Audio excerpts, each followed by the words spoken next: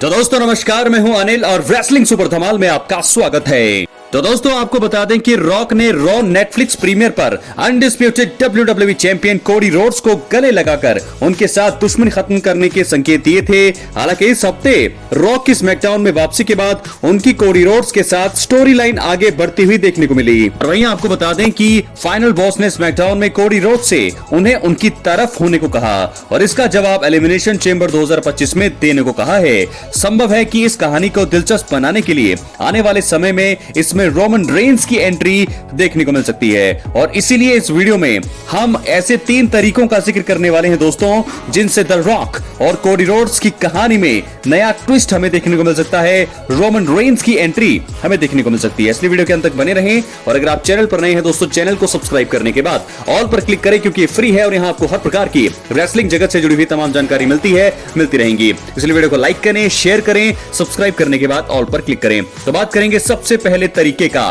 The rock को अपनी power का इस्तेमाल करके रोमन रेंस को अनडिस्प्यूटेड WWE टाइटल दिलाने के लिए कह सकते हैं यहाँ पर रोमन रेंस। क्या ऐसा होगा? यह है पहला तरीका।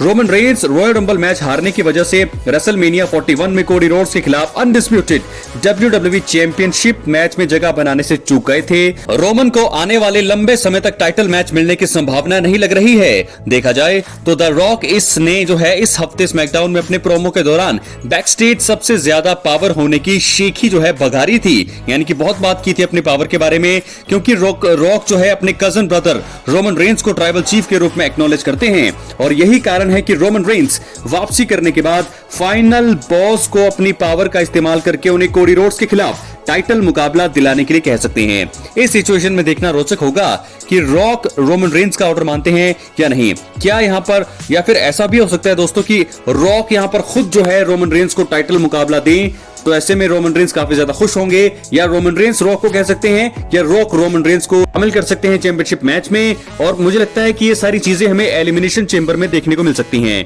दूसरा तरीका क्या हो सकता है? रोमन रेंस एलिमिनेशन चेंबर में वापसी करके द रॉक को कोडी रोड्स के साथ मनमानी करने से रोक सकते हैं।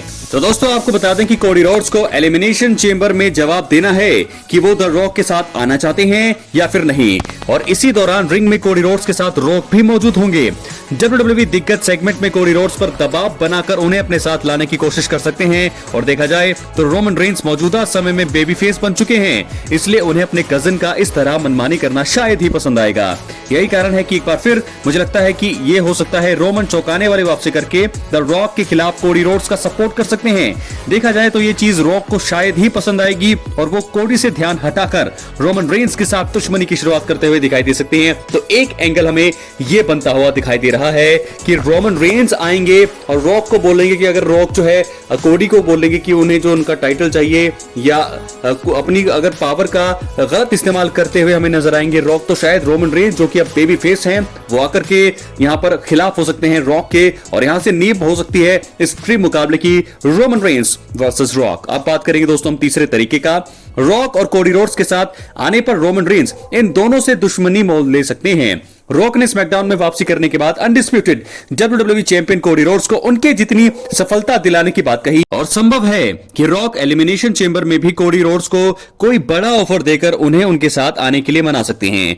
देखा जाए तो कोडी रोड्स के फाइनल बॉस के साथ आने की सिचुएशन में वो हील भी बन सकते हैं। तो क्या यहाँ पर कोडी रोड्स हील बनेंगे?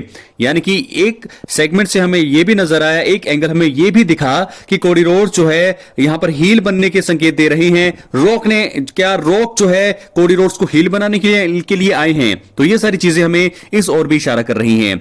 इसके बाद रॉक और कोडी रोड्स साथ मिलकर WWE में बवाल मचा सकते हैं, और इसी सिचुएशन में रोमन रेंस वापसी करते हुए रॉक और कोडी रोड के दबदबे को चुनौती देकर एक नया रोमांच पैदा कर सकते हैं। तो दोस्तों इस प्रकार 3 बड़े तरीके मैंने आपको बता दिए हैं जिनसे रोमन रेंस की द रॉक कोडी रोड्स की कहानी में एंट्री हो सकती है, एक बड़ा ट्विस्ट हो सकता है। तो तीनों तरीके मुझे लगता है सेंस बनाते हैं, और ये चीजें हमें देखने को मिल भी सकती हैं आने वाले समय में। अब देखना होगा, सबकी नजरें होंगी एलिमिनेशन चेंबर पर। एलिमिनेशन चेंबर में क्या करेंगे रोमन रेंस, क्योंकि रोमन रेंस का भी आना है, रॉक और कोडी रोड्स का सेगमेंट भी होगा। और उसी इवेंट में आपको बता दें कि मेंस एलिमिनेशन चेंबर मुकाबला भी होगा, जहां पर सीएम पंक और सेथ रॉलिंस मौजूद होंगे। तो रोमन रेंस की रिटर्न्स अब बहुत ही ज्यादा बढ़ गई है। इस पर आप सभी लोग जो है कयास लगा रहे हैं। रिपोर्ट्स भी अब सामने आने लगी है कि रोमन रेंस जब रिटर्न करेंगे तो वो दोनों सेगमेंट में आएंगे, यानी कि मेंस एलिमिनेशन चेंबर में आएंगे या फिर रॉक और कोडी रोड्स के सेगमेंट में आएंगे, क्योंकि दोनों ही सेगमेंट में उनके आने की संभावना लग रही है। तो ऐसे में देखना होगा क्या करने वाले हैं यहां पर रोमन रेंस रिटर्न के बाद, क्योंकि दोस्तों रॉक ने यहां पर एलिमिनेशन चेंबर मुकाबले में जिक्र किया है, कोडी रोड्स के साथ जवाब देने को कहा है। तो रोमन रेंस की रिटर्न की संभावनाएं भी जो है लग रही है कि वो एलिमिनेशन चेंबर में वापसी कर सकते हैं। और अगर ऐसा होता है तो फिर देखना होगा कि दोनों ही मैचों में क्या आएंगे, यानी कि एक सेगमेंट होगा रॉक और कोडी रोड्स का, क्या उसमें भी रोमन आएंगे और चेंबर मुकाबले में भी रोमन आएंगे। तो देखना होगा क्या करेंगे रोमन रेंस। तो दोस्तों ये तो थी पहली स्टोरी जो मैंने आपको बताया कि क्यों यहां पर रोमन रेंस का जो है इस कहानी में एंट्री हो सकती है, ट्विस्ट पैदा हो सकता है। अब हम बढ़ेंगे अगली स्टोरी की तरफ जो जुड़ी है सिर्फ रॉक और कोडी रोड्स से। आपको बता दें कि स्मैकडाउन के एपिसोड में रॉक का सेगमेंट देखने को मिला। उन्होंने आकर प्रोमो कट किया और फिर कोडी रोड्स को बुलाया। रॉक ने रोड्स की तारीफ करी और उन्हें अपना अच्छा दोस्त बताया। इस बीच रॉक ने कोडी रोड्स को उन्हें अपनी आत्मा देने और साथ जोड़ने का ऑफर भी दिया। रॉक और कोडी के बीच दुश्मनी सबको पता है। इसके बाद भी रॉक का अमेरिकन नाइटमेयर के खिलाफ नहीं जाना एक बड़ी चीज है। इस वीडियो में दोस्तों हम 3 कारणों के बारे में भी बात करेंगे कि क्यों द रॉक ने WWE चैंपियन कोडी रोड्स पर स्मैकडाउन में हमला नहीं किया। पहला कारण, रॉक सही मायने में कोडी रोड्स को अपने साथ जोड़ना चाहते हैं। यह है पहला कारण। दोस्तों आपको बता दें कि रॉक WWE दिग्गज हैं और वो उनके पास बहुत ज्यादा पावर भी है। अमूमन देखा गया है कि जो लोग पावर में होते हैं वो उन लोगों को अपने साथ जोड़ने की कोशिश करते हैं जिनका समर्थन फैंस के पास है।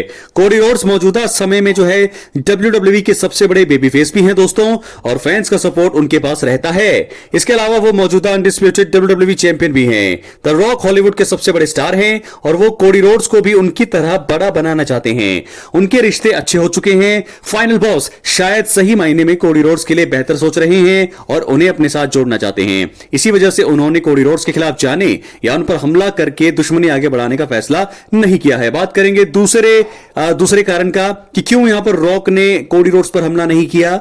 दूसरा कारण हो सकता है रॉक कोडी रोड्स को धोखा देने का प्लान बड़े इवेंट के लिए बचाकर रख रहे हैं। ये मुझे लगता है ये भी एक बड़ी बात हो सकती है।